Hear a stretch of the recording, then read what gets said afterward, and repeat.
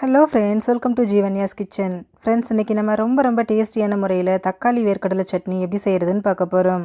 இட்லி, தோசைன்னு எல்லாத்துக்குமே ரொம்ப பொருத்தமாக இருக்கும். இது எப்படி செய்கிறதுங்கிறத பார்க்குறதுக்கு முன்னாடி நம்ம சேனல் ஜீவன்யாஸ் கிச்சனை மறக்காமல் சப்ஸ்கிரைப் பண்ணி பக்கத்தில் இருக்க பெல் சிம்பிளையும் கிளிக் பண்ணிக்கோங்க. இந்த சட்னி செய்ய ஸ்டவ்வில் ஒரு கடாய் வச்சுட்டு அதில் 1 டீஸ்பூன் எண்ணெய் சேர்த்துக்கோங்க. எண்ணெய் காஞ்சதும் இதில் 1/4 கப் வேர்க்கடலை, 1 டீஸ்பூன் கடலைப்பருப்பு, 1 டீஸ்பூன் உளுத்தம்பருப்பு சேர்த்துக்கோங்க. சேர்த்துட்டு ஸ்டவ்வை மிதமான தீயிலே வச்சுட்டு எல்லாமே நல்லா வறுபட்டு செவக்கிற வரைக்கும் இதை கலந்து விடுங்க.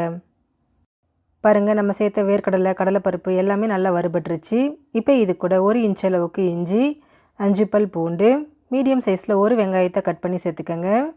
சேர்த்துட்டு வெங்காயம் நல்லா சாஃப்டாகி கண்ணாடி பதம் வர அளவுக்கு இதை நல்லா வதக்கி விடுங்க. பாருங்கள், வெங்காயம் நல்லா சாஃப்டாகி நல்லா கண்ணாடி பக்குவத்துக்கு வதங்கி வந்திருக்கு. இப்போ இதில் ஒரு சின்ன நெல்லிக்காய் சைஸ் புளி சேர்த்துக்கோங்க. கூடவே காரத்துக்கு தகுந்த மாதிரி வரமிளகாய், நான் 6 மிளகாய் சேர்த்துக்கிறேன்.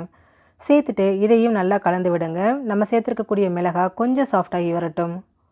பாருங்கள், மிளகாவும் ஓரளவுக்கு நல்லா சாஃப்டாகி வந்திருக்கு. இப்போ இதில் நல்லா பழுத்த தக்காளியாக 2 தக்காளியை கட் பண்ணி சேர்த்துக்கோங்க.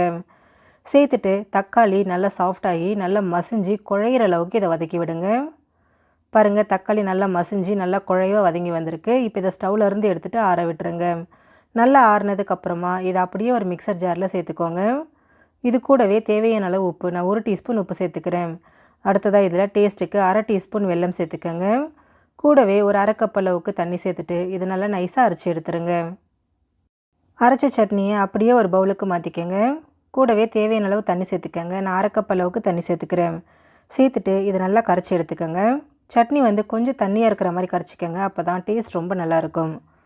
இல்லை உங்களுக்கு திக்காக இருந்தால் தான் பிடிக்கும் அப்படின்னா நீங்கள் அதை திக்காக கூட வச்சுக்கலாம். நான் கொஞ்சம் மீடியம் திக்னஸ் இருக்க மாதிரி இதை கரைச்சி எடுத்துக்கிறேன்.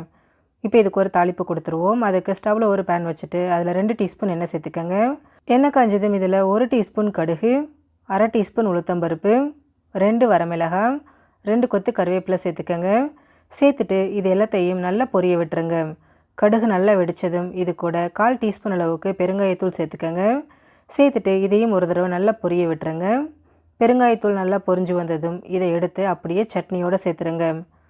ரொம்ப டேஸ்டியான தக்காளி வேர்க்கடலை சட்னி ரெடி ஆகிடுச்சு.